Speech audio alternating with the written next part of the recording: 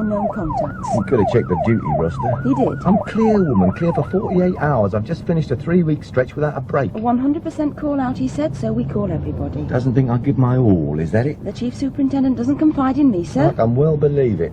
Now, tell me something about this body. Found by a railwayman taking a shortcut home about 4 this morning, in the trees on the other side of the West End sidings. Baron's Wood. Sir? That's what they call it. It was part of my patch when I transferred to this godforsaken town. There's a scrubby old common on one side and the odd-day school sports field on the other. Path runs alongside the field as far as the canal. The sort of place women should avoid like the plague. The body is female, I take it? Yes, schoolgirl from the look of it. God, not again. You always drive through red lights.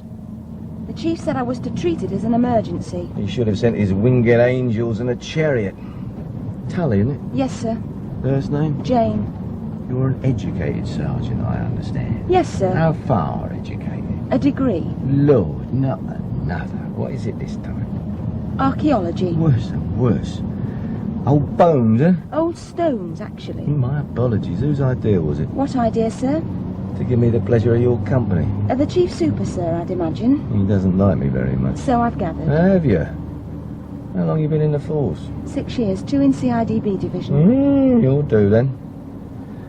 You rang my wife, I take it? Yes. What'd she say? Verbatim or will it précede? No details, please. Just the bare bones of the tragedy.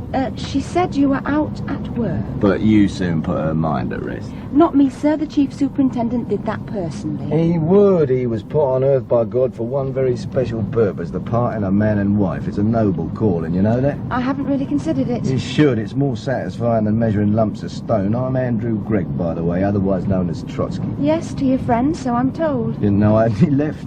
More than you'd guess, Mr. Gregg. They cover for me? Yes. Told Mrs. Gregg the Chief Super didn't know his anus from his ankle, so to speak. Whereas we know he does. He's pretty shrewd, I'd say. How did you find me? I asked Sergeant Gilchrist. He said to try the private entrance to the Bluebell Club, and there you were. Gonna be another fine day. Looks like it. Something about these nice summer mornings I can't quite put my finger on. Touch of early mist. Could be a sort of stillness. I'm waiting for the curtain to go up the theatre. You're a theatre buff. Well, as and when the opportunity occurs. I reckon all policemen have a weakness for a spot of drama, don't you? Never considered it. Archaeologists don't go in for philosophising, is that it? Not much. Scientific method beats instincts and hunches most of the time. Does it now? You see that phone booth this side of the railway bridge? Yes. Pull up by it, will you? The Chief Super did stress the need for a speedy return, sir. Point taken, Sergeant. Just pull up by the box and leave the explanations to me. I'm sure the deceased won't complain if we're late.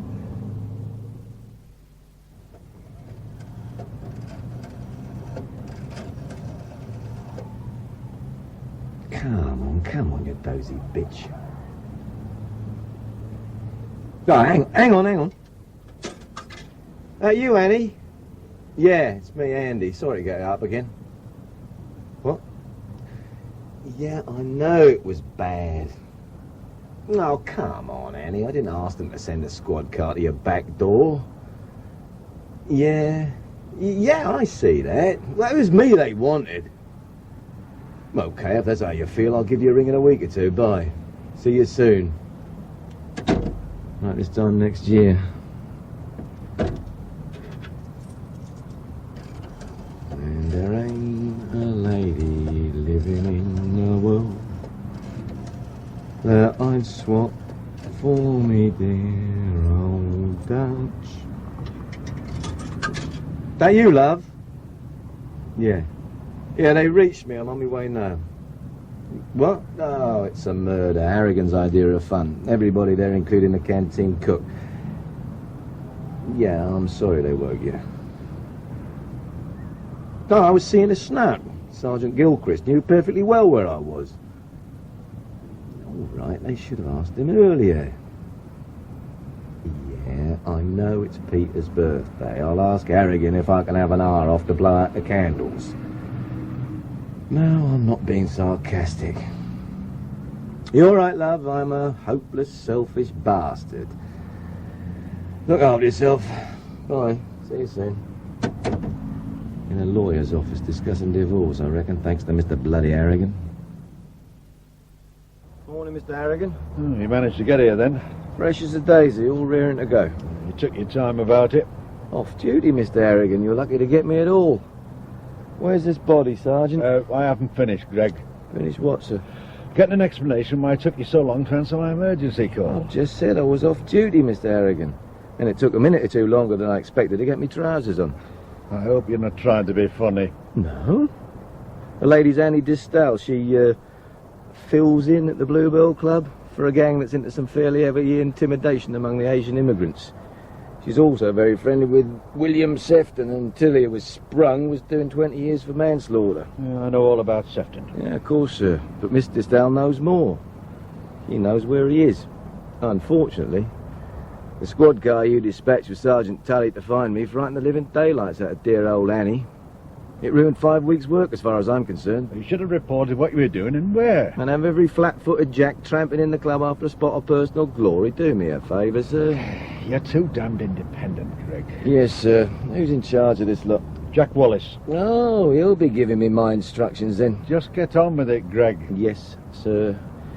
We'll be setting up an operations centre on the site, I take it. In the empty shop in Windermere Street. Wallis is getting in a team of temporary clerks and arranging extra telephone lines. Dr. Cena? Yep. And the photographer? Yes. But do we know who she is? No. Face is knocked about a bit, but identifiable. We're getting some prints done. She's not in any of our lists and she hasn't been reported missing. Regular all-night wanderer? Yeah, looks like it. That means a door-to-door knock-up. Already started. Right. Permission to view the body? Get on with it. Oh, and remember, Wallis is in charge, so none of your famous off-the-cuff interviews for your drinking pals on the local rag. Right, let's have a look then. Ooh. Not very pretty, is it? No. Been a pretty girl, then. Very. What age would you say? 15 or 16. Maybe a bit older. Common face, know what I mean? Well... Not the sort you see in the Tatler. Bit pudgy round the nose, floppy mouth. Common as in little breeding, agree? Not really. I mean, that slightly overweight look is fairly common in late adolescent girls of all classes. I stand corrected. Poor little devil. Yeah, that's a lousy world, Tully. Yes. You all right? Yes. You're looking a bit green round the gills. No, I'm all right, honestly. Had any breakfast? No. Snap. And we're not likely to get any lunch. At the moment, I don't feel very much like food. No need to tell the truth. Strangled from the look of it. Right, first time. Morning, Andrew. Morning, Jack. Got you out of bed, I hear. Hope the lady didn't mind. Jack, Dad, what makes you think she was a lady? Harrigan says so. Unreliable witness, Jack. I mean, he actually believes you're a smart copper. You looking for trouble, Andy? We've already got it, Jack. Doctor said she was strangled. Yes. What with? Some sort of cord or belt. Tights, maybe? Not very likely, Sergeant. Appears she wasn't wearing any. Just ankle socks and shoes. What about the bruises? Wasn't sure about them. They look like thumb marks on the neck. And they are thumb marks. Probably to shut her up. When? Any idea? Sometime yesterday. Late yesterday. Afternoon, evening? Oh, God, Andy, you know old Ferguson on times of deaths. Do I not? He'll tell us all in his own good time, including whether or not she's been sexually assaulted. Oh, I'd have thought that was fairly obvious, sir. No? Is it? Tell her, Jack. Oh, lots of funny folk about these days, Tully. Well, why take her clothes off, then? But did he? Or they? Or did she? Where are her clothes, by the way? About 20 yards that way. Nothing torn, just strewn about, as if she'd taken them off herself. Or had them taken off after she was dead. Was that likely? I told you, Tully, there's plenty of funny folk about these days. Funny enough to move her 20 yards from her clothes. Well, she could have run this far and got caught. True. No tights, you say? No. Ankle socks and shoes. Oh, and dirty feet. What? Well, dirty feet, look. Well, they are a bit, aren't they? Don't get many these days. Probably lives in a house without a bath. Very likely. You don't find many of those these days. Well, I don't know. There's precious few baths in the streets off Raglan Road.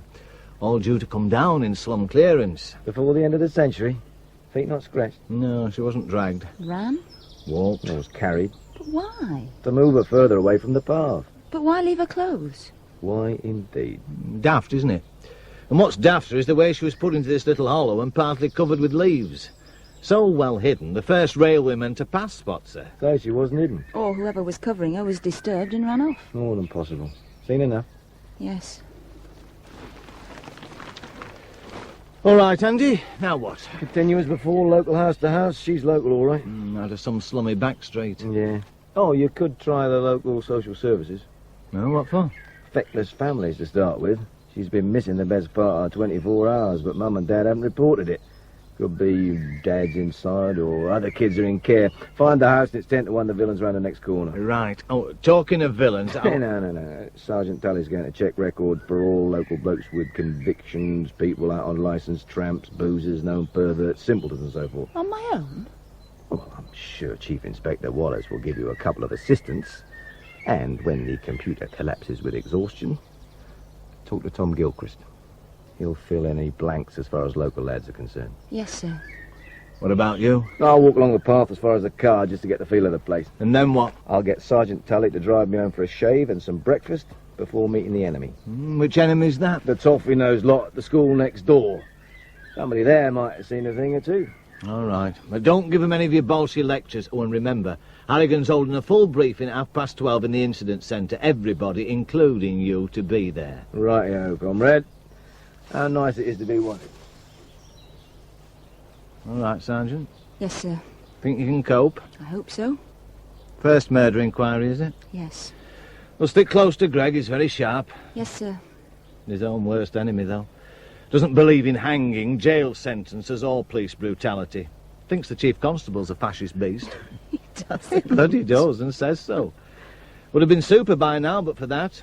And the chip on his other shoulder. What chip, sir? Education. Had none to speak of after 15. Married a school teacher. There's 2 bright kids and objects to graduates coming in to run the force. Oh, Lord. Yeah, that's why Harrigan put you under his wing. It'll do the pair of you a world of good to get better acquainted. Lovely grub. Just what the doctor ordered. Oh, it's you, Andrew. It is? Expecting someone else? I thought it might be a burglar or someone interesting for a change. Sorry to disappoint you. What are you doing home at this time? Picking up a pile of exam scripts. How about you? Concocting a 4-star, 5-course lunch. You didn't get any breakfast. You should try coming home more often. I'll tell the chief super. You want some of this? What is it? French onion soup. Oh, I suppose I'd better. Not too much, though. What's to follow? Cold meat and chips. I'll settle for yoghurt and cheese. Funny stuff, this, don't you think? Why?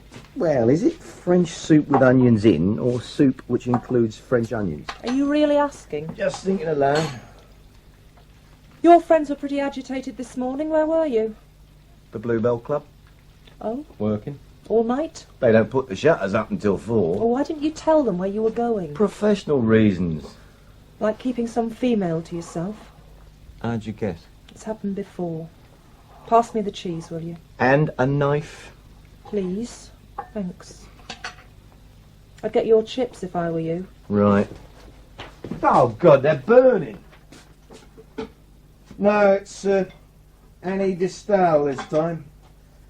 Tone-deaf pop singer turned middling pathetic stripper.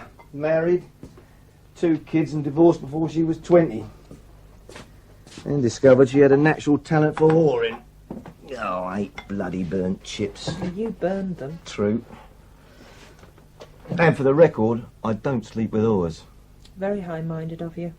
Thinking of setting up as her pimp, maybe? Police regulations frown on inspectors mixing work and pleasure. Particularly if it's profitable. Right, my love.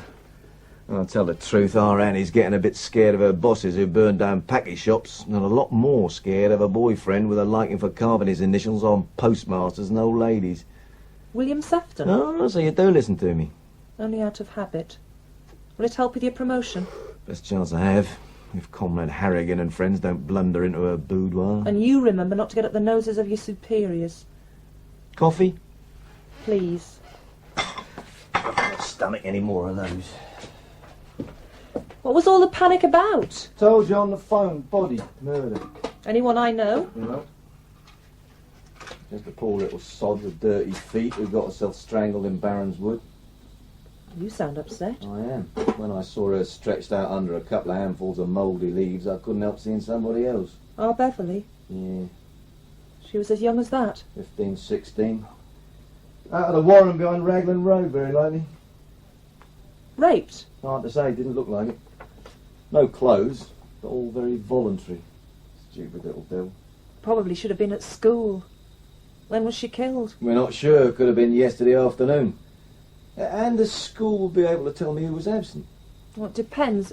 If she missed the whole afternoon, she'd not be registered, but lots of shady characters at that school slope off undetected after break, for a smoke or a flutter in the pinball arcade. Which school? Low Marsh Secondary. It takes them in from the area east of the railway lines. Not the cream of our secondary intake. No, I'll get it. You do the coffee.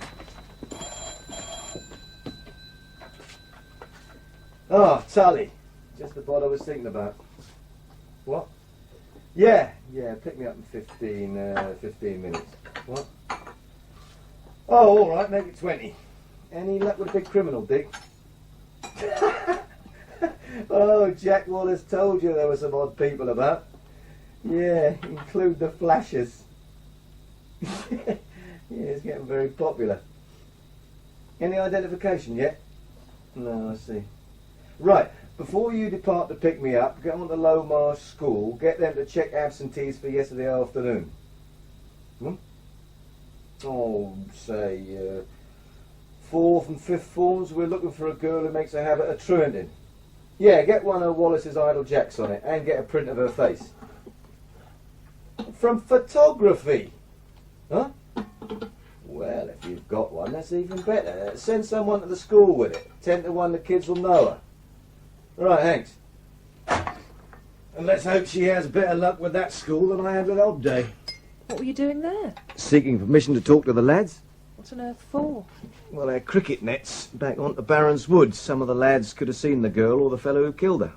Is it likely? Who knows? I got a right brush off from someone called Dickens. Senior housemaster. Pompous nit. Any inquiries through proper channels, contact the head officially.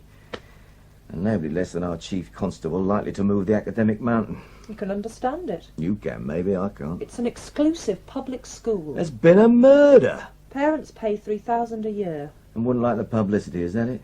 Yes, that's it. My God, Pat, what kind of society do we live in?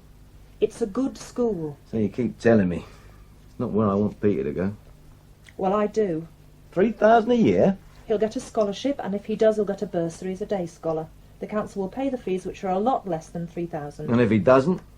I'll pay out of my own salary. As you're already paying for Beverly? That's right. You don't see that half our bloody troubles as a country start with the schools for the haves and the schools for the have-nots? No, I don't. I just see kids whose parents spend their money on good schools instead of portable tellies, motorbikes and holidays on the Costa Brava, getting a hell of a sight better start in life. Bullshit! Don't shout. Who's shouting? You are. You always do when you have no logical argument. Must be something they taught you at Hill End Council School. No.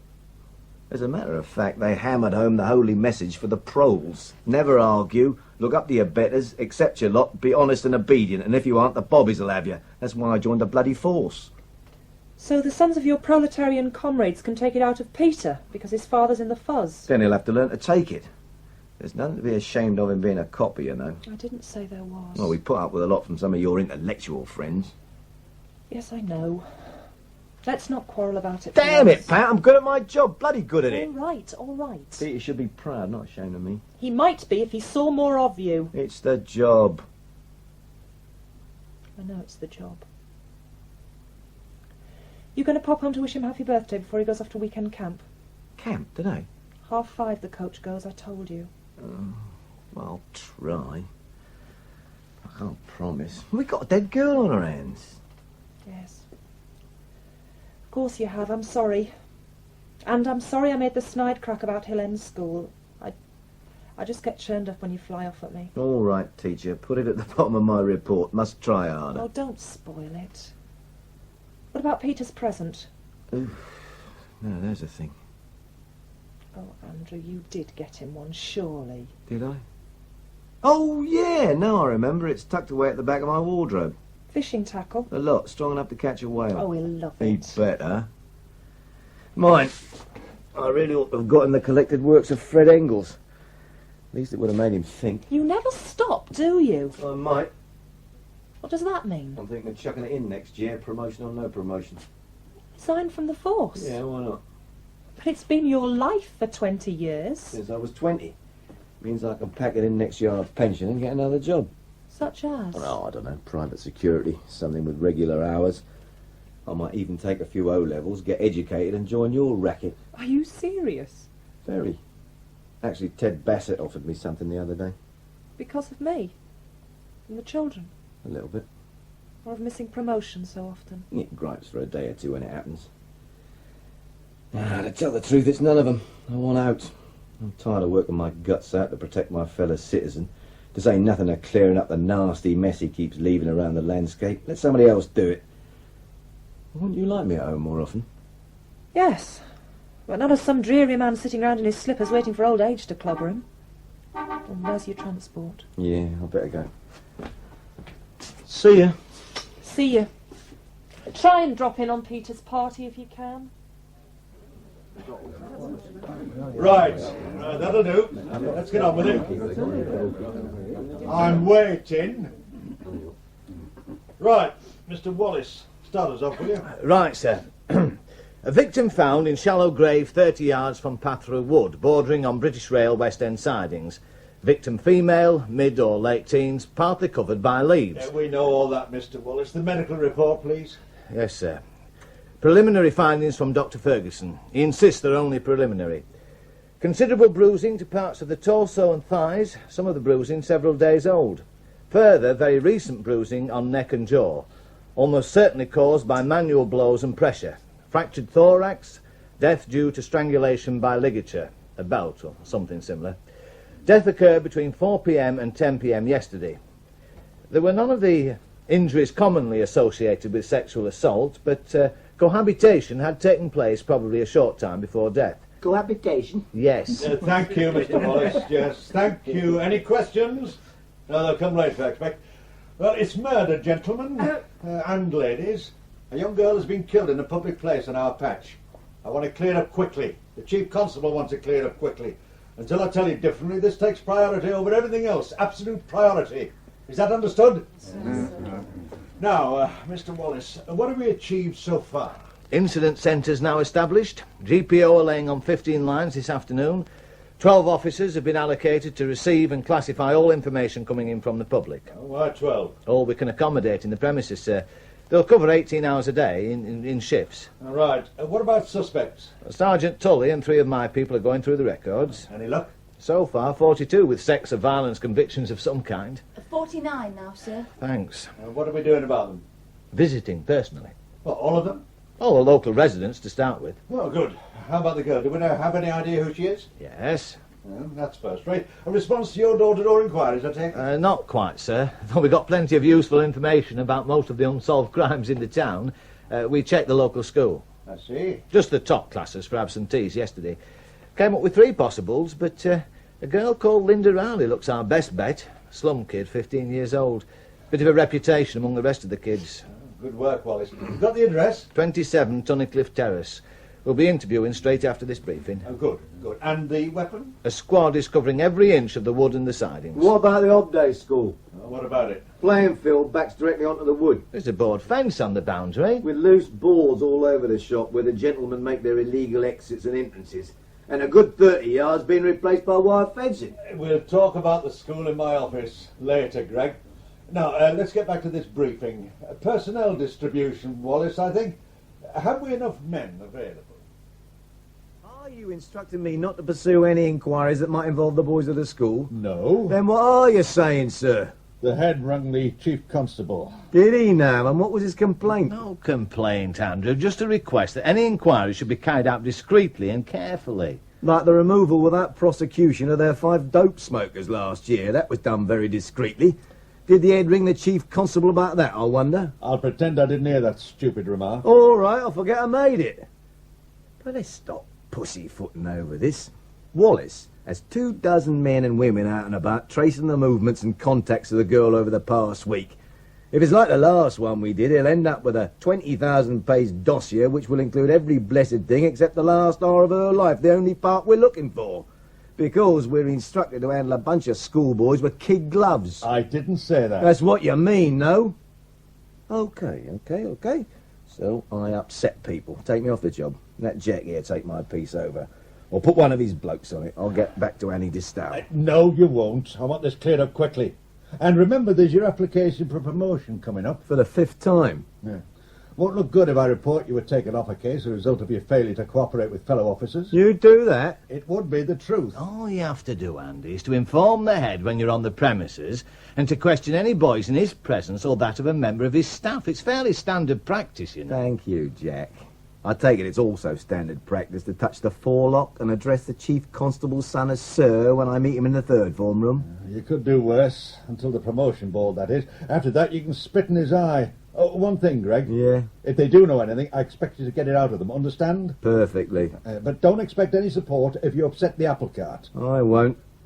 Oh, and, just for the record, sir, it was Sergeant Tully who cracked the girl's identity, not Jack. I'm sure he'd want her to get the credit for it. Wouldn't you, Jack? I'll hold the balls while you squeeze through. Look, I'm not sure we should go through. Insubordination? What's this about? Oh, sir, is it wise to tackle the lads directly when we're supposed to go through the headmaster? Tully, a yard or two beyond that fence are 4 or 5 lads who might just have seen Linda Riley and the bastard who killed her. How long do you think it will take to go through the headmaster? What sort of answers will we get with teachers playing gooseberry? You'll get us both shot. Well, that's better than a lingering death in the police force. Go on, get your arse through and stop arguing. Right. Now, go on, get out of the way. Ah. There you are, I told you. Easiest climbing through a fence. Lovely place, isn't it? Beautiful. I never realised the school was so old. 19th century reproduction, mainly. The grass could be genuine. More important, what do you see on our left? 3 boys playing cricket and 1 boy watching them. To be accurate, 3 boys at net practice. And behind the nets? A chain-link fence 10 feet high, which gives a clear view into the wood. That's right. Part of that fence blew down in the gales a couple of years back. No doubt the rest will blow down eventually and the school will complete the wire job, thereby blocking forever the traditional, though illegal, late evening 6th form run to the Black Boy. How do you know that? I asked. Hey up, they're sending an emissary to treat with us. Afternoon. Hello? These are private grounds, you know. Oh, they're very nice. Yes. You're actually trespassing. That's true, but in a way we have a sort of royal dispensation. You see, we're police officers. Oh. I'm Detective Inspector Gregg, and this is Detective Sergeant Tully. You'll be Trevor Walker. Yes, how did you know that? I asked the fellow on the mower. Nice chap, Henry, innit? Yes. Told me you lads were very keen.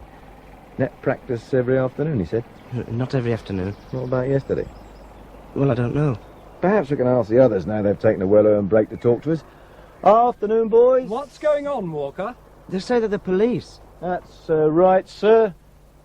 You'll be Mr. Lester, Randolph Lester. Have you any identification, sir? Yeah, of course. My warrant card. Yours too, Tully. Yes, sir. As I told your friend, Detective Inspector Gregg and Detective Sergeant Tully. I understand you and Mr. Rolleston and Mr. Thompson here were in the nets practicing between 3:30 and 4:15 yesterday afternoon. Is that true? I really can't say. Oh, that's a pity. How about your friends? I'm sorry, sir, but the head gave explicit instructions that we were not to answer any questions unless he or another member of staff was present. He said that? Yes, sir. To the whole school. It isn't that we don't want to help your investigation. Do you know what our investigation's about? No, the head didn't say. Well, yesterday afternoon, possibly whilst you lot were knocking a ball about, a 15-year-old girl called Linda Riley died in that wood not 100 yards from your nets. Both the bowlers and Mr. Walker here could have seen anyone walking along that path or going into the wood. All I want to know is, did you see anyone during that time? Well, how about it, Mr. Rolleston? I'm sorry, Inspector. We must all obey the head's instructions. After all, if we don't, what sort of example will we be setting the rest of the chaps? Ah, you're special. We're prefects. Oh, I see. Awfully sorry about it, sir. Oh, just one answer. Did you see anyone walk along that path yesterday afternoon? We might as well tell him, Lester. Not allowed, Walker. Sorry, Inspector. I'll tell the head you want to talk to us. I'm sure he'll arrange it. Oh, we'll arrange it all right, and I'll be there. It'll give me great pleasure to take 4 snotty-nosed twits down a peg or two. Come on, Tully, let's go before I puke all over these hallowed grounds. All right. right. Get it off your chest. Get what off my chest, sir? I blew it. I let all the prejudices creep out from under the carpet. You're entitled to your prejudices. But... It wasn't very wise to call them names. No. You know him? Only from this afternoon's encounter. Well, Randolph Lester's old man is Sir John Lester, the electronics giant, and according to Henry, the grass cutter, they've all solid 22-carat gold backgrounds. And one of them, Rolleston, is the true son of the loins of the Lord Lieutenant of the county. Who happens to have our chief constable among his many admirers. But not Detective Inspector Gregg. Ring the head and arrange an interview with the gang as soon as possible. Tomorrow morning or afternoon. Either. What about the girl? Any information? Linda. Oh, the usual. Physically somewhat precocious, emotionally retarded. Not very bright. No. Any record? No. Social services have been on guard for a year or so. Fat lot of good it did her. Why? Well, our mother's a human flop out. First baby at 15, 5 since, 3 surviving, married and divorced, been bashed about by various undistinguished male cohabitants. Cohabitants? It's what the DHSS calls them. She had a social security docked several times for taking them on. Pity the DHSS hadn't anything better to do. The current situation? Present male companion, one Frank McCallum, Scot, unemployed. Previous employment in road construction as labourer. No record as far as we can tell. Oh, he's 25, by the way. Linda's mum's 33. What do the neighbours think? I haven't got that far yet, sir. No, of course you haven't. You covered a hell of a lot more ground than I thought possible. What about the suspects? Not very promising. 5 of the real villains are doing time, and there's only one genuine next street local on the list. Who's that? Rowland Lewis. Oh, Rolo? Never. He's the archetypal failure, even as a flasher. His last victim was the vicar's wife. She advocated Sundays in church on his knees. He retreated in some confusion. Well, he was out and about yesterday and didn't want to tell us where, so Wallis has kept him in for further inquiries. He makes daisy chains for little children. If it's Rolo, I'm the next candidate for chief constable. So what do we do? Exactly what Jack Wallis did. Take him in and give him a rough time. What did the teacher say about Linda? Unanimous verdict. She was one of nature's sweeties. Tried her heart out, was almost too anxious to please. And inevitably gets taken for a ride by every unscrupulous bastard that comes along. You know, Tully, I could easily get involved in this one. Where next, sir? What time is it? 10 to 3. Let's think, they'll be interviewing the bereaved parents about now. Yes, Mr. Harrigan and Mr. Wallis. And full retinue. It'll be 4 before they're clear. It's no good poking my nose in till the first excitement's over, say 5 1/2 past. Gives me time to push on with a bit of private business. Well, I'll arrange the school meeting. Yeah, then you nip back to the Nick, grab a copy of Ferguson's medical report and pick me up about 4:30 in Market Square for a swift ceremonial drive to St. Peter's 12th birthday rave-up. Then we'll tackle the Rileys for afters. Yes, sir. Anything else? Yeah. Just in case the Gannets have cleared the party decks by the time we arrive, beg, borrow or steal a few sandwiches. We may not be sitting down to steak and chips for some time to come. They were very pleased to see you. Yeah. Peter seems a nice boy. He is. His mother spoils him, of course. Was it true what they said? I'm trying to read Ferguson's report, Tully. Sorry, sir. What did they say? That this was his first birthday you'd been at since he was 7. It could be. It's the job. Yes. No, don't you try it on. No, sir. I'll get a bellyful from Pat.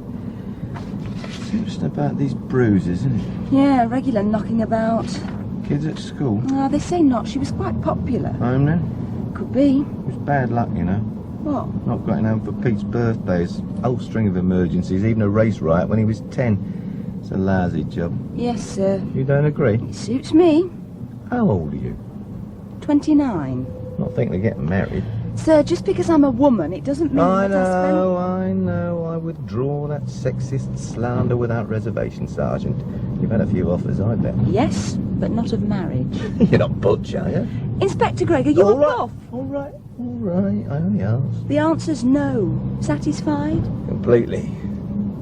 Sad about Linda, isn't it? Nice girl in every sense, but an old hand at the sex game. Too nice to say no? Or too scared. We'll have to try to find out which, won't we? You think I'd killed her the way they go on? You've had visitors, then? Knocking on the door saying how sorry they are and staring at you as if you were something in a zoo. Well, that's only to be expected, I'm sorry to say. Newspaper men been yet? Only the local. Took our pictures on the settee and borrowed Linda's photo. The one in a bikini. Said she'd be on front page. No, I shouldn't be surprised. Frank says the London papers will be up. Frank? Oh, that's you, Mr. McCallum. Yes. I told her to keep her mouth shut till she sees the colour of their money.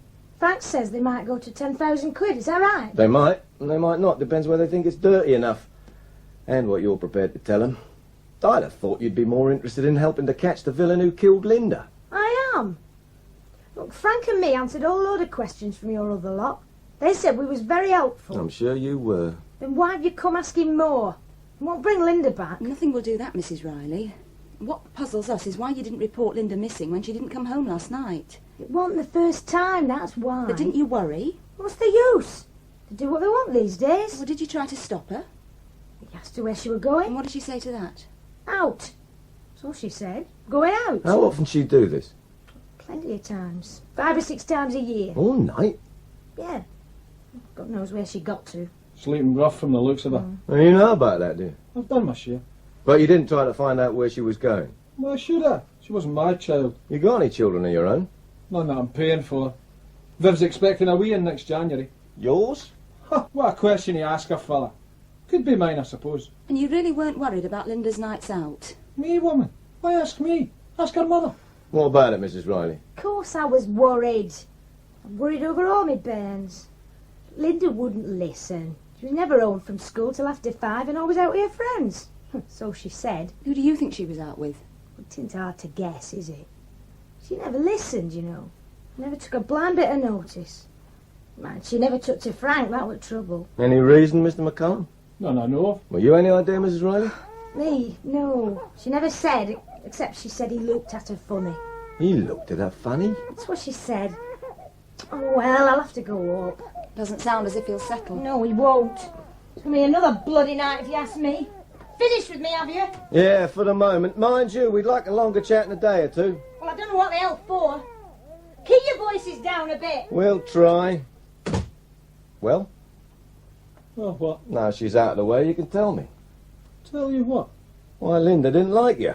She was a cheeky little cow. Didn't like you shacking up with Mam, is that it? Didn't give tuppence for her, ma'am. Is that why you thumped her? Now, hold on. She's bruised, McCallum. Old bruises round her ribs and thighs. Not done yesterday, a week ago more likely, maybe longer. Why ask me? You're a big man. Used to hard physical work. Road construction, wasn't it? Yeah, 4 years till I cut back. Don't think I like being unemployed. I don't.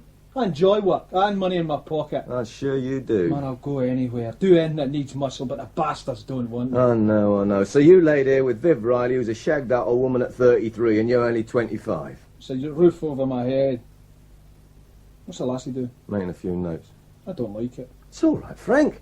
They can't be used in court. I haven't charged you yet. Charge me with what? I don't know.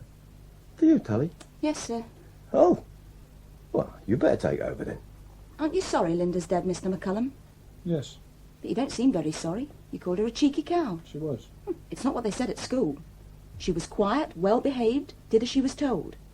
But at home she's cheeky, does as she likes, comes home late, stays out all night. Why? I don't know. But I do.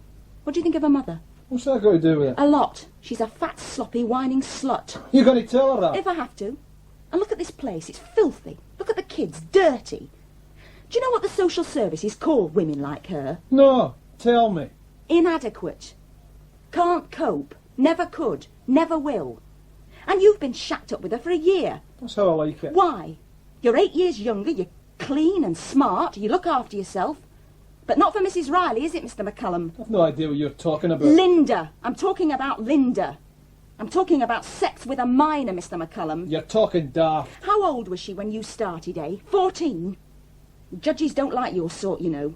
Installed in the role of a father and taking advantage of a schoolgirl daughter. I'm not her father. She wasn't my daughter. But you had her, didn't you, McCallum? Used your muscle on her, thumped her around the ribs when she objected. Serious, are you? You and your sort make me sick. Prove it, you ugly bitch. She's dead. Prove it. Well, it explains why she was late home from school and spent nights out sleeping rough, doesn't it? Explains nothing. Try proving it. Oh, I'll do that, Frank. One more foul word to my sergeant and I'll have you inside, and believe me, you muscle-bound lout, I'll have you screaming to sign a confession inside 24 hours. And then I'll get your Mrs. Riley in to corroborate the story and maybe a few of the neighbours. It's funny how little personal details get known in a street like this. Now, where were you yesterday afternoon? In the betting shop on BT Avenue. Can you prove it? Yes. And after tea? Here till 7 and then a boozer till 10:30. Chief Inspector Wallis is checking this? Ask him. I will. Right. We'll be off then. Come on, Sergeant. That's it then, is it? Anything but, Frank. We'll be back. Oh, and I wouldn't run if I were you. We'd only catch you. And think how bad that'd look for you then. Where now? Incident centre to see how they're coping, then the nick to have a word with Wallis. Right. Very impressive. Sir? Your lashing of McCallum. Frightened the pants off him. And me. Thank God your degree was in archaeology and not something heavy like economics. Yes, sir. Will we be leaning on him? If Wallis finds any holes in his story about betting shops and boozers, don't worry, if he killed her, we'll have him. You think he did? Well, he could have. By God, he's big enough. And he has a violent streak that could erupt when the blue touch paper's lit, as you showed so effectively. Yeah, he's fairly high on my list. God's a crazy world. Is it? Well, here we are, John Citizen and his wife, worrying desperately whether little Susie will get into this school or that, or follow this career or that, or get into this university or that. And somewhere, in a million back streets, there are poor little buggers like Linda lying in bed waiting for Dad, or whoever passes for Dad, to appear and claim his nightly dues. Oh, come on, Jack. Rowland Lewis, it's pathetic. He's a scavenger at dustbins. A smelly bundle of outsized pullovers and Macs provided by the local convent with his lunch. I doubt he's heterosexual even. I looked at his record lately. Tell me. 3 of indecent exposure, 2 of indecent assault on little girls under 10. Both reported by hysterical mothers and taken up by equally hysterical policemen. Rollo likes children. Oh, balls, Andy. Well, he's inside and getting the roasting. We know he was there or thereabouts. We know his record. And you know Rollo, Jack. Lean on him and he'll say anything you want, true or not. Well, so far, he's admitted kissing her and covering her with leaves, and we haven't leaned on him. That's for starters, Andy. You're not the only bloody policeman in this town, you know. Come in. Well, what is it? Sorry, sir. It's for Mr. Gregg. What is it? It's Mrs. Gregg, sir. Huh? Andrew, I have to see you. Oh, for God's sake, come in. What is it? It's Peter. The minibus to camp. It crashed, Andy. Where? On the motorway just outside of town. Where is it? In the infirmary. How bad? He's in the operating theatre. They wouldn't let me see him. They say he's critical. Any change, sister? No, Mrs. Gregg. The operation to stop the internal bleeding was successful, and Mr. Smithson believes the pressure on the brain caused by the fractured skull has been relieved. All we can do now is to wait for him to regain consciousness. It might be quite a time before that happens, or it might be quite quickly. But he might not regain consciousness at all. Well, it's possible, but very unlikely. Can we see him? He's in intensive care. It wouldn't help. You really ought to go home and get some sleep. I'd rather stay. You could find you a bed. No, thanks. We're all right, thank you, sister. All right, Mr. Gregg. I'll get the night staff to bring you a cup of tea. He's going to die, isn't he? No way, Pat. You heard what she said. I'm glad you're giving up. Why? When they came to tell me, you weren't there. Well, I was on the Linda Riley case. I know, but she's dead, isn't she? And Peter's still alive. Yeah. I'm sorry I wasn't there. It's all right. I suppose I'm not there very often. No. I've coped with most of the usual things, like measles and chicken pox and cut knees and exam nerves on my own. This is something different. Yeah, He could die. I know. Do you remember when he was born? I was there. Oh, so you were, grumps and all. How did you manage it? I let a couple of dyed-in-the-wool villains fly away up the motorway, never to be seen again. Sergeant keeping late hours. Come on, Tully. We're both wide awake. Well, what is it that is, I'm terribly sorry, sir. And Mrs. Gregg. How is he? Still unconscious. But surviving, thank God.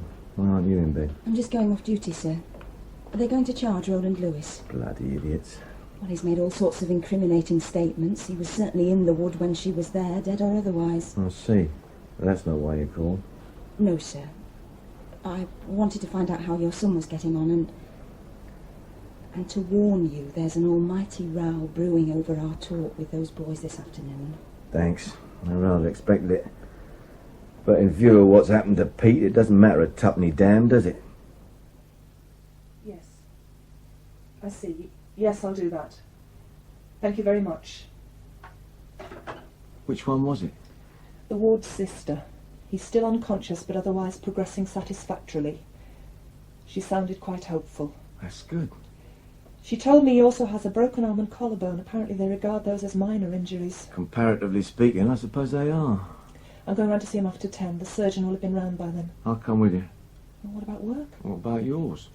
The head was very nice. Told me to take off the day and not to come until Peter was out of danger.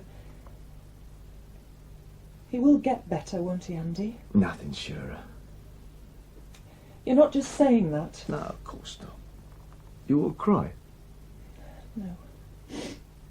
No, I'll save it for later. Have you got permission to take time off? No. Oh, Andy, you should. Ah, they'll ring if they want me. Jane Tully will have put Harrigan in the picture. She seems nice. What a detective sergeant. No, nice. She's not your usual sergeant. That's Trotter, isn't it? He's just had his appendix nicked. And is happily recuperating. Tully was allocated yesterday. One of Harrigan's stupid jokes. Good at her job. Very nasty when she wants to be. More coffee. No. What was that about the school? No, it's just something stupid I did yesterday. What? Questioned some of the lads at Obdays on their own after Harrigan had ordered me to do it only in the presence of staff. I needn't worry about going to work. I'm probably suspended anyway. Oh, Andrew, why? Why a lot of things these days? I was just being bloody minded after our lunchtime sparring match over the school, and Harrigan's official crap got up my nose. Not very clever with a promotion application in. Not very clever, full stop. That's why I'm jagging it in. I'm doing too many daft things. I don't know why. You need a holiday. No, I need a different job. They've driven me hard, Pat. Body and soul, too many hours, too many days. It's beginning to show. Why don't you take a break? Go sick. I'm not sick. I don't mean physically. You think I'm going balmy? I didn't say that. But I'm sure you should see a doctor. No, thanks. I'll hang on for a year, then get out. Before my wife leaves me, I hope. Who said that? Your mum said. She shouldn't have. True, though. It's plain enough to see we've been poisoned for each other for the last 2 or 3 years. Well, it hasn't been much fun. No fun at all. You changed. We both changed. Yes. Yes, you're right. First 5 years you made teaching look dull. But I grew out of envying you and your mates in shorty Macs and ridiculous attaboy trilbies roaring round the town in souped-up cars like so many junior G-men. So did I. Yes. But when I wanted a husband and the kids wanted a dad, all I got was a dedicated policeman growing harder and more casual year by year. Casual, maybe, not so hard. Oh, yes. You go on talking about policemen with social responsibilities, but there isn't tuppence to choose between you and Jack Wallis or Harrigan or any of them. You're just another hard-nosed Jack, and I don't like it. You got all the right words. I learned them from you. Am I so bad? Pretty bloody awful. I suppose it's too late to say I'm sorry. Yes. If we're into the truth game. At long last we are, it seems. Well, can we put the bits together? I don't know. I don't think I want to. Well, I do. It's why I'm resigning, but I can't guarantee to change. Not even with Peter's accident. I know. Well, what happens if we split? There's a headship coming up at Tower Walk. It's mine if I apply. You'll apply? Wouldn't you? Take the kids? If you wouldn't mind too much. Oh, poor old Peter. Yeah. Now, blow wait until 10:30. Come on, get your coat on. We'll go and see how he is now. Right, Andrew, cool off. That's an order. Stuff your order. I came in as per instructions. Don't expect gratitude. My lad's in intensive care. His mother's feeling pretty sick about it. I ought to be with her, not here. Yeah, I know. I'm sorry. The Chief Constable insisted. This is the Reverend Dr. John Cartwright. How do you do? Inspector Gregg, I had no idea your son was so badly injured.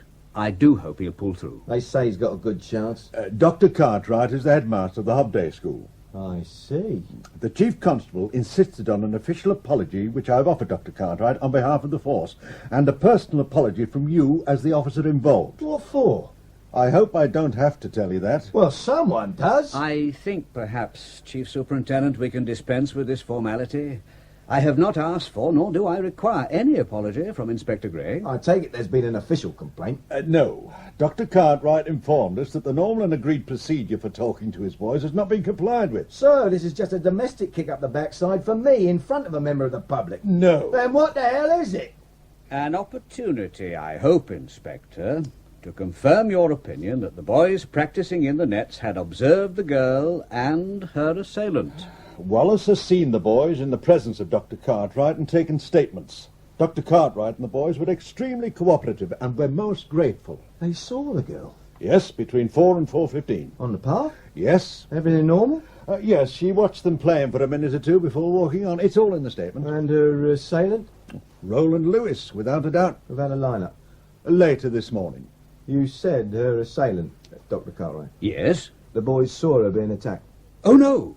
No, they merely described the man following the girl. I used the word assailant unwisely, perhaps. Reacting to statements concerning Mr. Lewis made by Inspector Wallis and Mr. Harrigan, perhaps. Well, yes, I suppose, yes. I'm sorry I flew off the handle. Oh, that's all right. I quite understand. I also apologise for quizzing your lads unofficially. Oh. All right, Mr. Harrigan? Dr. Cartwright? Oh, yes. Really unnecessary. But accepted, certainly, without reservation. A rush of enthusiasm that got out of hand, I'm afraid. Good lads, are they? Oh, very good. Reliable? Yes. Trustworthy? Oh, absolutely. Lester is a first-class young man. Head boy designate. Superb sportsman. Academically very sound. Born leader. Oh, well, if there is such a thing. He certainly has a charismatic personality. I noticed the others took orders from him almost without question. Thompson and Rolleston would, of course. They've run their school courses in his shadow for 4 or 5 years. What about Trevor Walker? Ah, you noticed. The odd man out. Parents abroad, you know. No games to speak of. Patchy as far as studies are concerned. I must say I was very pleased when Lester took the boy under his not inconsiderable wing last year. Very nervous, I thought. His stammer, you mean? No, not just that. I got the impression he was a bit scared of the others. You certainly absorbed a great deal in your brief talk, Inspector. Not difficult, sir, when staff are absent. Throws them on their own resources. Now, that may be true, Inspector, but their resources are not much of a match for those of a couple of very experienced police officers. I have a duty to my boys and parents, which is just as valid as yours is to the public. True. I mean, would you want your... I'm sorry, I forget that. Point taken, sir. I would not like either of my children interrogated by police without an adult present to see fair play. I do hope your boy recovers fully. So do I. I understand his name is on our applicant list for entry next year. Yes, his mother is very keen on him joining the school. Can I say we will take into account any difficulties your boy may face following his accident? That's very reassuring. Mind you, without his broken bones, I doubt he'd make your 4th 11 at cricket. But he's a very passable fisherman and a fervent supporter of the local rugby league club. And what was all that about? What? Well, roaring like a wounded bull and for no damn reason, suddenly turning the penitential cheek. Yeah, I'm tired. Been nearly 3 days since I had a real sleep. Temper flares, but I can't keep it up. Anyway, I let you off the hook. Yeah, you could say that. On the other hand, it also got you off the hook. I don't see that. That's not unusual these days. How long have we known each other? Huh? Oh, well, 18, 19 years, long enough. Yeah, long enough for you to forget the difference in rank. Oh, there you... And don't give me any crap about injustice. You stuck because you deserve to be stuck. You're loud-mouthed, insubordinate, and incapable of working in harness with the rest of the squad. I get results. Yeah, so do the others, and they don't break every rule in the book like you. I'm warning you officially, Andrew. Step out of line again, and I'll recommend we boot you out of the force, right? Right. I intend leaving next year anyway. Yeah, so I hear. You should be pleased. Oh, well, not really. Given time, you'll make a reasonable copper. And I'll miss your bolshy nonsense. Enter. All right now, sir. We saw his nibs departing. Come in, Jack. Oh, shut the door, Tully. What's this then? Official welcome of the return of the black sheep into the flock? I thought while you were here we'd catch up on progress reports. What progress? I heard Jack's charged Rolo. Hang about, Andy. We haven't confirmed the boy's identification of him yet. You've heard about it, I take it? Loud and clear. You got a lovely plug from Mr. Harrigan. All things bright and beautiful for the Chief Inspector. Well, what do you think of them? The lads? Yeah. First rate. Make bloody good witnesses. All the right attitudes and crystal clear when it comes to detail. They had our friend Lewis down to his last missing button. They all gave the same description. Well, give or take a few minor discrepancies. What about Linda? Oh, not so clear. Oh, they'd seen a girl, all right, but needed a bit of prodding to get a description right. Funny lads these days. Oh. All eyes for a shabby old flasher and none for an attractive member of the opposite sex. Not like that in my day, eh, Tully? No, sir. Can we get on? I'm sorry. No other candidates? No. What about McCallum? Nasty customer, but he has his movements covered. Check them, haven't No, check him. Do we pursue him over the other business? we? We do. What other business, Gregg? Tully got him halfway to admitting carnal knowledge of the girl. With his daughter? She wasn't his daughter. How do we prove it now she's dead? Hammer his alibi, scare the daylights out of him, and lean on Mrs. Riley. She knew what was going on, all right. And she'll tell us. We'll have Mr. Bloody McCallum. Your fine boys didn't see anyone resembling him by any chance? Sorry, no. Just Lewis. He'll do for me. Yes, all the same, we go on checking information and follow up the other known deviants. Oh, of course, yeah. Standard procedure to the last letter. Yeah, when you're watertight on Lewis, let me know. Another 48 hours, I reckon. Suit you, Gregg? Huh? Yeah, fine. No sharp points to make? No. Oh, I'd like a final chat with Rolo Lewis. Help yourself. He's the one, Andy. I'm not arguing, Jack. Makes a change. You'll be taking a day or two off after that. Huh? Time off. To see your lad. Yeah, time off. You've no objection, have you, Jack? No. I hope he gets on all right. Thanks. Well, get off then. Will you be needing a car? No, I'll go walk about. The exercise will do me good. Come on, Rolo. Whichever way you move, I've got you. Oh, I don't know, Mr. Gregg. What about this? Amateurish. Here we go. One gone for a Burton. How about this, then? Hang about 3 pieces at a time. And you can king this one for me? Stone no crows, you'll be asking for bail next. Well, that alters it, doesn't it? A bit. So, you didn't kill her? No. What happened? Well, I'm often down there. In the wood? Yes. Any reason? Well, Oh, right, I can guess. Work your way round that. oh, that's rough, Mr. Gregg. Drafts at the highest level, Rolo. You been anywhere near little girls lately? Not one, Mr. Gregg.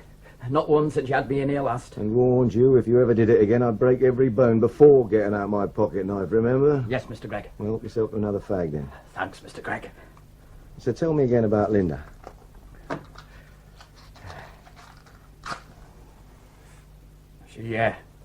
She was lying on the grass. Dead? Yes. I didn't know it when I saw her. Well, go on. She was, Undressed. yes. So what did you do? I touched her. Touched her? Yes. With my hands. I kissed her. I admit I kissed her. You'd never seen a girl without clothes before? No. Oh, yes. In the boots. Not like Linda, though. No. Well, what do you think? I don't know.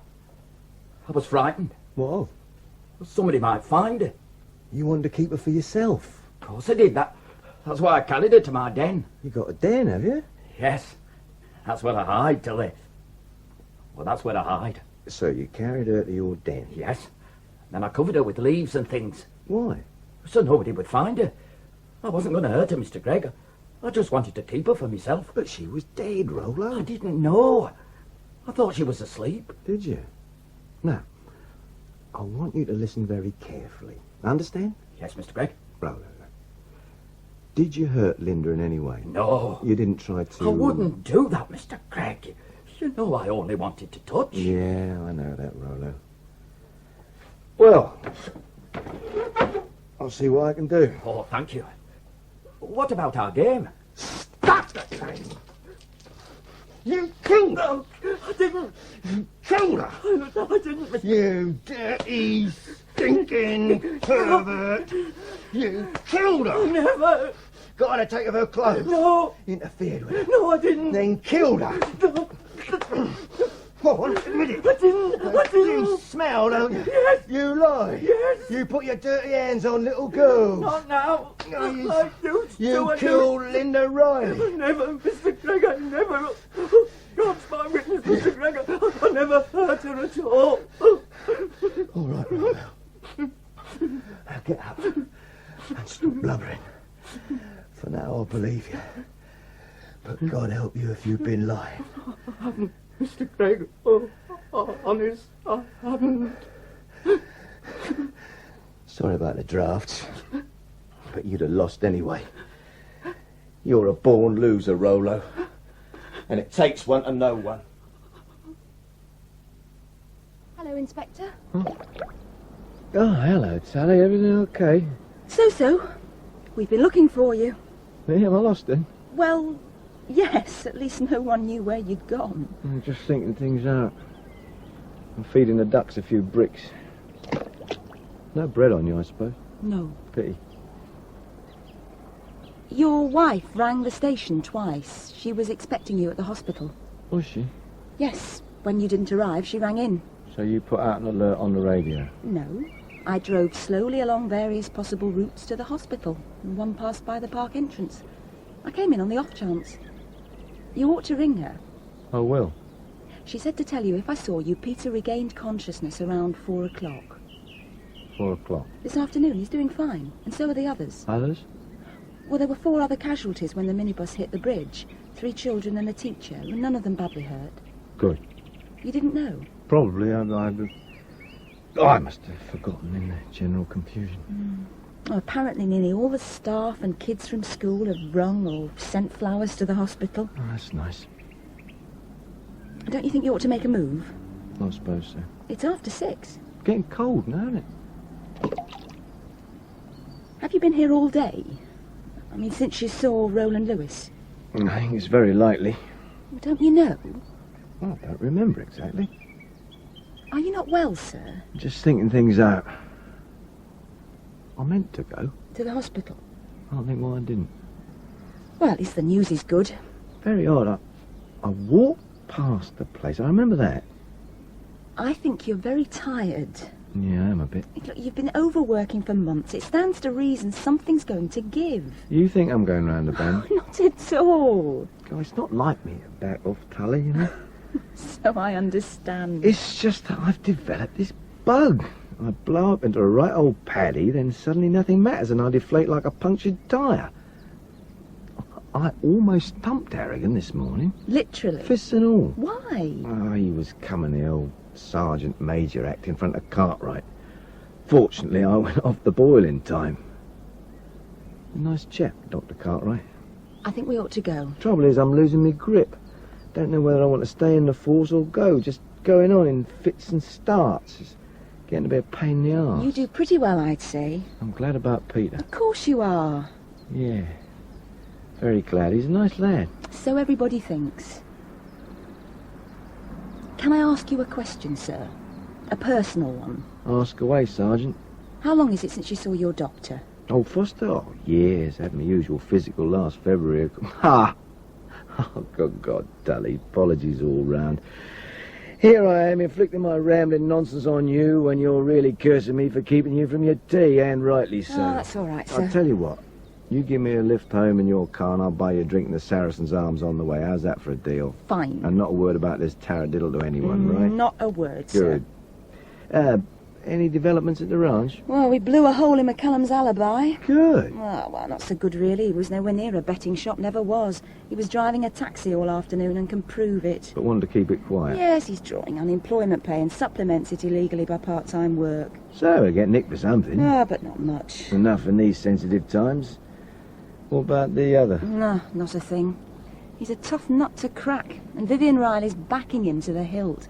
Never touched the girl, never so much as looked at her. Lying slut.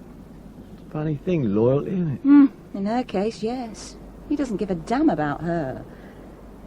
Oh, and one other thing. Dr. Ferguson dropped another report in. Linda was 2.5 months pregnant. Poor little devil. Yeah. I doubt it'll help Rowland Lewis. Jack Wallis has got him hanged, drawn and quartered already. Yeah. You think he did it? Yes. Outnumbered again, Gregg. Well, if he didn't, who did? Lots of men in this town. But you said yourself it was a very local man. So I did. I mean, if we're to spread the net, I might have to ask you the question. Which question's that? Where were you 2 afternoons ago? You've been checking? Not at home, not at work. 8 a.m. to 6 a.m. not accounted for. 22 hours, Inspector. Well, ask Annie Distal. I did, a couple of hours ago. You little bastard. Just after 10 p.m, she said, you were drinking pretty heavily. Chatted up the girls, went to bed around 4. Useless in bed.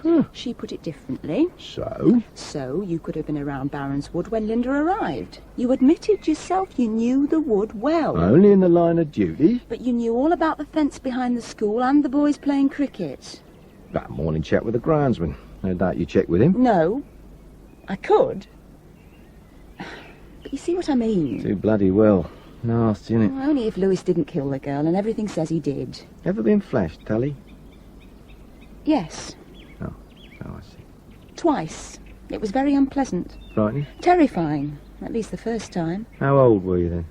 Oh, 6-ish. The second time I was in my teens. And what's your opinion of Rollo Lewis? I hate the dirty little bastard. Yeah, it's understandable. A shabby exhibitionist, a child molester. But not a killer. You sure? Bet my pension on it. Then why did you hit him? Hit him? Who hit him? You did. This morning. They think his cheekbone could be fractured. God, I did that. Well, it was hardly self-inflicted. There's hell to pay, I expect. Well, Mr. Harrigan wasn't saying much, but he didn't look all that happy. Very tight-lipped. Yeah, it's time to go home, I think, and perhaps we'd better postpone that drink to another day when the storm clouds have blown away. I still don't believe it. She wouldn't lie. It's not your style. What is my style? Not violence. It's goodbye to promotion. Oh, to hell with promotion. It's your whole future at stake, and I don't mean your bloody job. I can always take up wood carving again. Don't be stupid. I was pretty good at wood carving.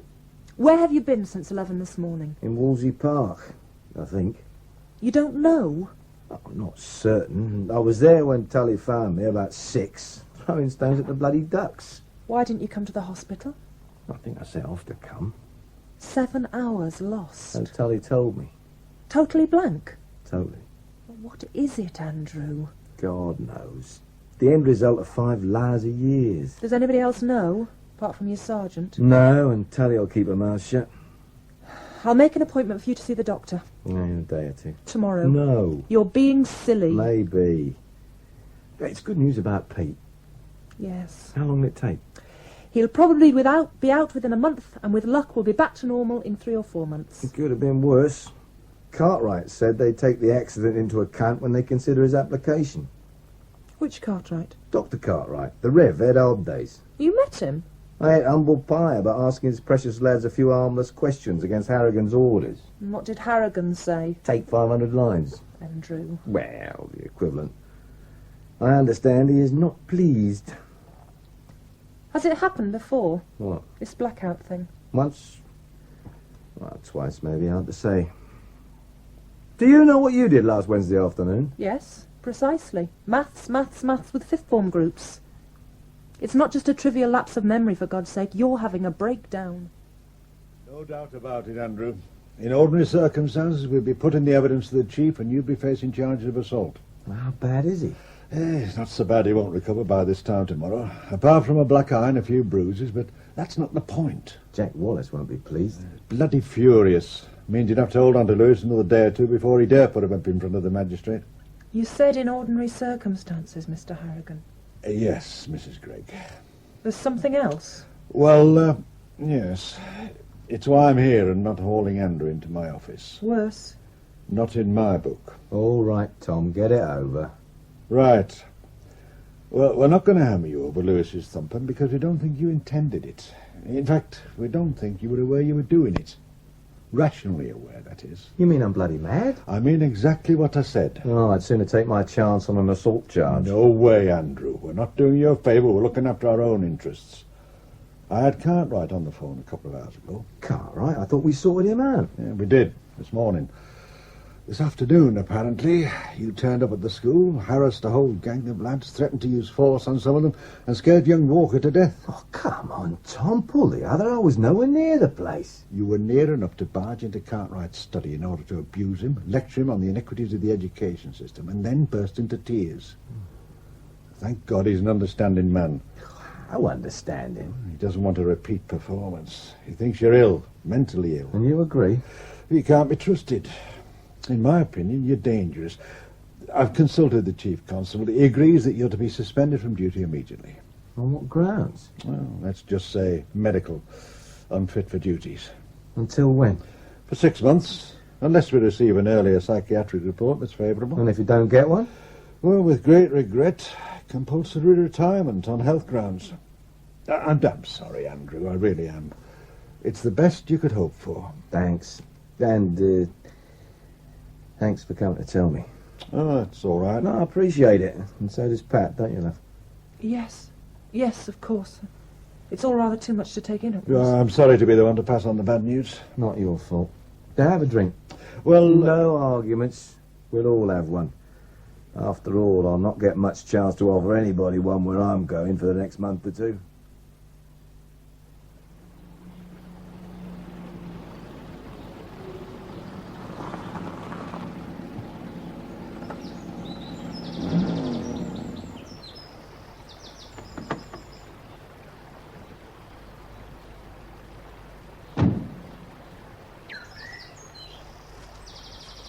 Hello, Inspector.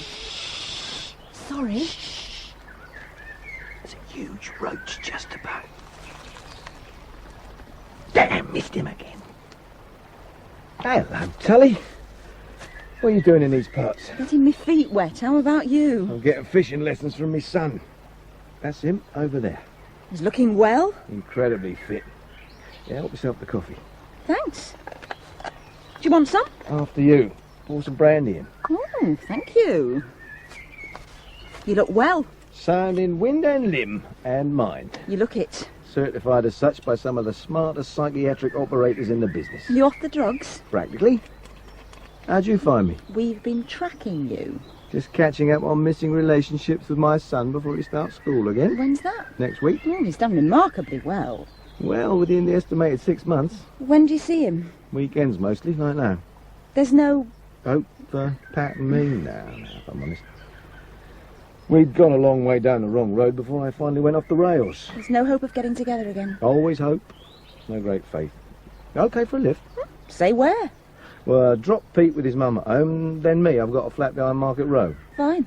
When you're ready. Just like old times. Thanks for the lift, much appreciated. I could hardly refuse my old boss, could I? Who are you running with now? Inspector Marshall. Young barber?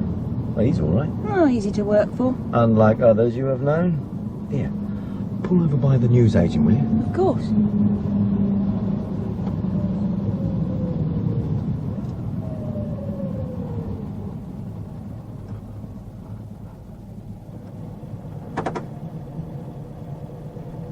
You see that creep over there? What, in the brown jacket and blue trousers? Yeah, Lesley Asp. He's into minor stuff, peddling dope, receiving knocked-off electrical gear, runs a couple of times served orders. He's yours.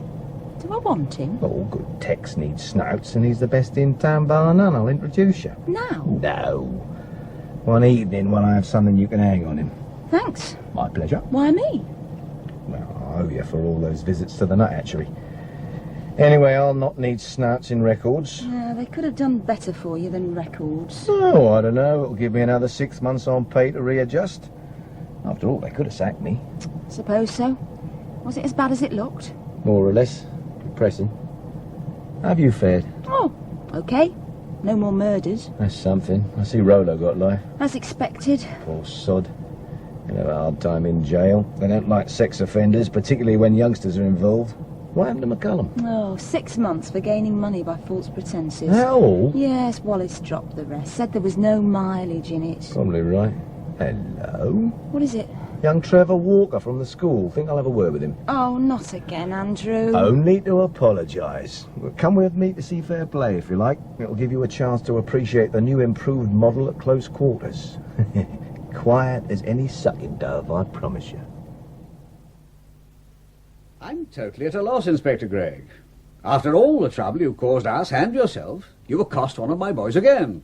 In public this time. Cost is a fairly strong term, sir. More of a chat. An apology, if you like, for all the distress my previous actions caused him. There was nothing unpleasant or even official in my talk with the lad. Sergeant Tully can bear that out. None at all, Dr. Cartwright. Once he'd recovered from his surprise, Trevor was relaxed and cheerful. There was quite a lot of banter between him and the inspector. Banter? About what? The magazines he'd just purchased. Girly magazines. Girly? Oh, I see. Normal enough for lads of that age, sir. Maybe. We hardly encouraged literature of that sort in the school. No, of course not, sir. And if that was all your meeting with Walker was about, why the deputation? Perhaps I can explain that, Dr. Cartwright. Well, I hope you can, Chief Superintendent. One police car at the entrance is bad enough. Two will certainly attract attention. When Inspector Gregg and Sergeant Tully talked with the boy, it was on a friendly basis to restore good relations. I'm here to assure you that the meeting was exactly as Inspector Gregg has indicated. We had no intention of reopening old wounds. But the Linda Riley case is now closed, surely? Mr. Lewis is serving a prison sentence for it, yes, sir. Then why are you all here? And why have I got my school captain and 3 sixth formers outside my door waiting to be interviewed? Well, sir, just as you don't mark your interest or your records as closed on any of your boys when they leave school, neither do we automatically regard a case as closed when an individual is found guilty and punished, or vice versa. There are often loose ends, little inconsistencies. As a race, policemen don't like loose ends. They disturb us, wake us up in the middle of the night sometimes. Yes, Chief Superintendent, I take the point. What are you trying to tell me? Well, in the course of Inspector Gregg's friendly chat with Mr. Walker yesterday, Mr. Walker said something which, to be absolutely fair to Mr. Lewis, who is, after all, serving a life sentence, needs a little clarification. And what was this something? I'd rather not say till we have the boys with us. I see. And if I refuse to let you meet the boys? I shall have to ask them to accompany us to the station to help us complete our inquiries. Oh, is it that serious? Murder is usually regarded as serious. It is, just to clear up one small point, sir. Very well. Open the door, Sergeant. Come in, Lester. Bring the others with you. That's it. And sorry about the crash. Can't be helped. Now, Chief Superintendent, could we continue? Not me, sir. Inspector Gregg has the inquiry. Right. Now, remember, boys, if at any time you don't wish to answer or you require advice, I am here to help you. No, nothing like that, Dr. Cartwright. Just 2 or 3 little questions, all friendly. You remember yesterday, Trevor? Yes? You were buying magazines when I saw you. Yes, on photography. And the others. Photography in a different sense, eh? Well... No, not to worry. Dr. Cartwright knows. They were for yourself. Yes. That's not what you told us yesterday, Trevor. You said you were buying them for Mr. Lester and his friends, isn't that so? Not true, sir. Oh, so if Dr. Cartwright or a member of staff glanced into your locker, Mr. Lester, there'd be no sign of the magazines or the paperback novels or the cigarettes. We regard the boys' cupboards and desks and studies as very private, Inspector. Of course, Dr. Cartwright. And I really don't see the importance. None, really, just curiosity. Young Mr. Walker had, as they say, goods to the value of £10 or more. On being teased a little about the nature of his purchases, he became a little embarrassed. He intimated he was little more than an errand boy. I got the impression he'd been somewhat press-ganged into the shopping trip. £10 worth? At least that's it. And cigarettes? 3 or 4 packs. What, do you smoke, Walker? No, sir. Well, sir, I thought I might try as an experiment, sir. 3 packets? Perhaps I should look into a few cupboards, Inspector. You'll find the books and the cigarettes in my room, sir. Yours, Lester? Yes, sir. We, Thompson, Rolleston and myself, lent Walker a few pounds to help him get a present for his sister. Well, that's what he said. When he came back with the other stuff, I confiscated it, the lot, sir. I see. Well, Walker? Sir? I mean, Lester said Well, you see, sir... Dr. Cartwright, I'm sure you'd rather sort this little problem out after we've gone. Yes, I think I would, Inspector. Thank you. As far as I'm concerned, you see, I was pretty cheered up to see Mr. Walker's parcel of naked ladies. Showed he was just a normal 18-year-old after all, and so are his friends. Enjoy the pictures, Mr. Lester. No, it doesn't matter.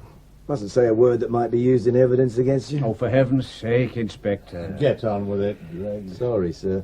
You see, lads, I could never understand why you had apparently never spotted an attractive young female, especially when I heard from some of her friends at school, the other school, you know, that she was in the habit of walking along that particular path regularly when you were out playing cricket. Lots of people walked along there.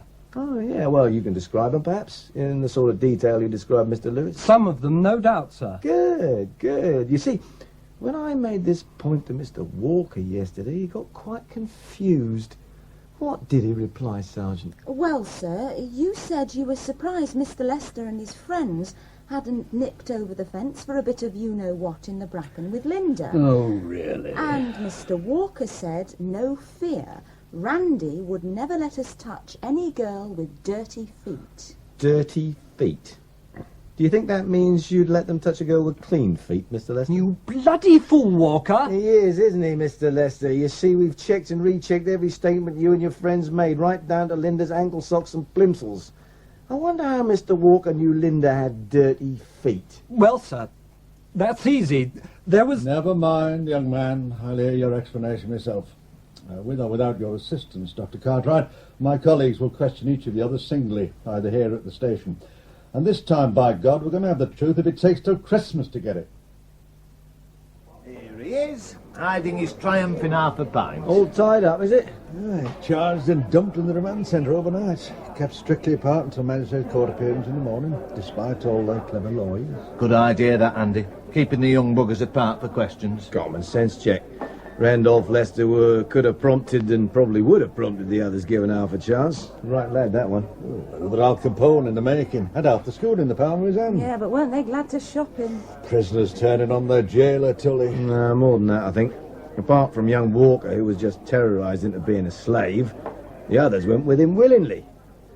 Don't forget how few Nazis there were in Germany after Hitler died. Oh, he's philosophising in his cups. My plot was right then. Pretty well. Linda had been doing him little favours for most of the summer. Lester took his pleasure in private, but he made the others perform in public, except young Walker. He only got to watch until the last afternoon. Now, what did Linda get out of it? Quit a time and a couple of missed periods, according to one of them. Ashley Rolleston. Well, Linda patient and willing was one thing. Linda pregnant was another. She scared the hell out of them when she said she'd let everybody know what was going on. Lester belted her one to shut her up, and she got hysterical. Tara Linda. Sheer panic, Andrew. Well, the hands on her throat initially, maybe. The old school tie around her neck was just cold-blooded murder. But whose tie? I mean, they're all scrambling like hell to save their own skins. For my money, it was Lester. Well, he insisted they all took a hand in it. Young Walker said it was Lester on his own. He chased the others back to the cricket nets while he finished her off. Well, we'll charge him jointly and let the judge and jury pick the unlucky one. When does Rolo get out? As soon as the official machinery can be activated. 2 or 3 weeks, maybe. All ready to flash it at old ladies, eh, Tully? Among others. Let me catch him at it and he'll regret it, the dirty little swine. Right, drink up, Jack. Time we were back in the shop to repel all the hordes of lawyers and pressmen from London. You two staying? For a minute or two, I owe Sergeant Tully a couple on my own account. Well, don't go over the limit. She's been told to drive you around for the foreseeable future. If you agree, that is. I don't understand. Tully will tell you all about it. Come on, Jack. Night, Tully. Good night, sir. Night, Andrew. Night, Tom. Oh, and thanks for putting us right. Well, accidental. Purely accidental. Oh, not in my book. Jack. Right, sir. Night, you two. Good night. Night. What was that all about? The transfer to records has been cancelled. Has it now? You're to be offered CID again as before, with gilt-edged prospects of promotion after this little lot. And I'm to revert to being your sergeant, temporarily. Right. You don't seem very pleased. Oh, I am, about you working with me. I'm not sure records wouldn't have been safer for my last 6 months of service. You're still going? I ought to. We'll see. You're funny. Funny, yeah.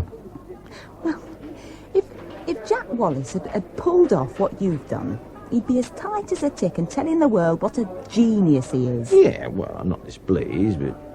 You're still thinking about Dr. Cartwright? Darling, you're psychic.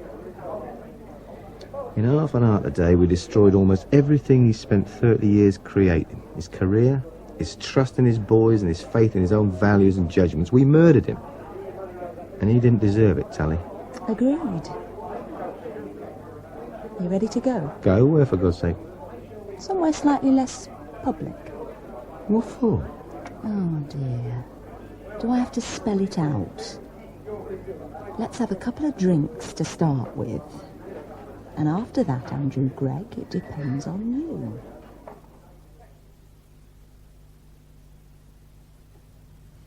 In Broken Fences by Ivor Wilson, Jack Carr played Andrew Gregg and Jane Collins, Sergeant Tully.